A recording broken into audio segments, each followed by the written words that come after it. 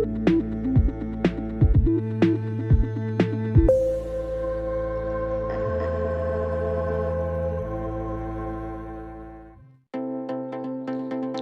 Friends, welcome to my channel. আশা করি সকলে ভালো আছেন। আবারও চলে আসলাম একটি নতুন রেসিপি নিয়ে। আজকের রেসিপি তেলাপিয়া মাছের ঝোল। খুবই সুন্দর একটি রেসিপি, তাহলে দেখে নিন কিভাবে করছি। প্রথমে আমি মাছটা ভালো করে ধুয়ে পরিষ্কার করে নিয়েছি। এখন এর মধ্যে নুন আর হলুদ দিয়ে ভালো করে মাখিয়ে নেব।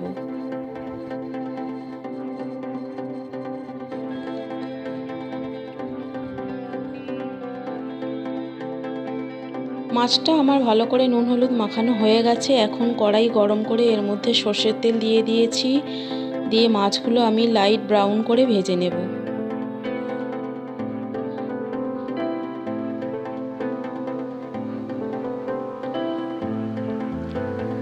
দেখুন, মাছগুলো আমার লাইট ব্রাউন করে ভাজা হয়ে গেছে। এখন আমি ওই তেলে গোটা জিরে ফোড়ন দেব।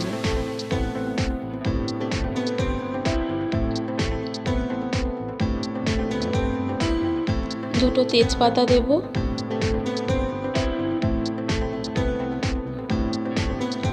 দিয়ে একটু নাড়াচাড়া করে নেব।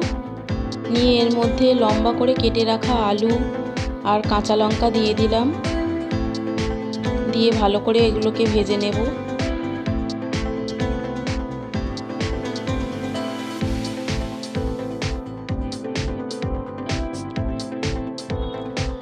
আলুটা আমার খুব ভালো করে ভাজা হয়ে গেছে। এখন একটা বড় সাইজের পেঁয়াজ আমি মিক্সিতে পেস্ট করে রেখেছিলাম, সেটা দিয়ে দিলাম। একটা টমেটো পেস্ট দিয়ে দিলাম।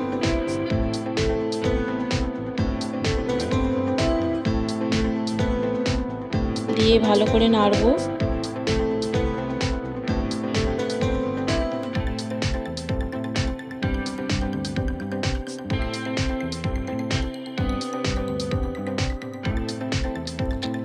এর মধ্যে রসুন আর কাঁচা লঙ্কার পেস্ট দিলাম।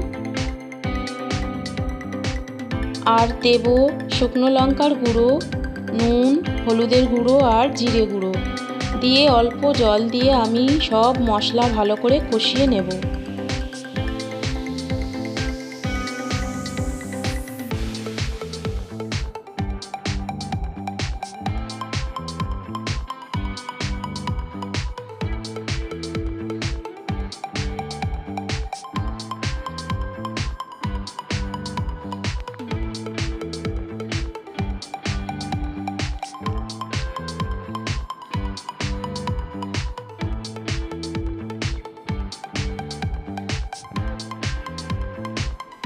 খুব ভালো করে আমার মশলাটা কষানো হয়ে গেছে।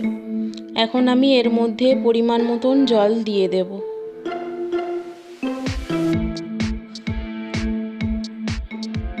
পরিমাণ মতন জল দিয়ে দিলাম। দিয়ে আমি এটা ঢাকনা বন্ধ করে ফোটা পর্যন্ত ওয়েট করেছিলাম। এখন ফুটে উঠেছে। এখন ভেজে রাখা মাছগুলো এর মধ্যে আমি দিয়ে দিলাম।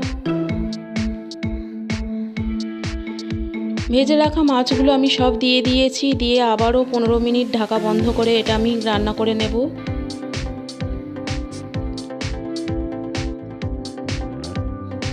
দেখুন, 15 মিনিট পর ফিরে আসলাম। দেখছি খুব ভালোভাবে রান্না হয়ে গেছে।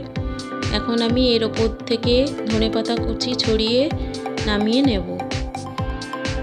গরম ভাতের সাথে এই তেলাপিয়া মাছের ঝোল খুবই সুন্দর লাগে খেতে। আপনারা বাড়িতে একটিবার ট্রাই করে দেখতে পারেন।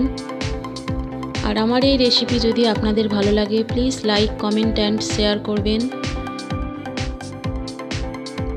আমার চ্যানেলে যারা পুরনো বন্ধু, তাদেরকে আবারও অনেক ধন্যবাদ ভিডিওটি দেখার জন্য।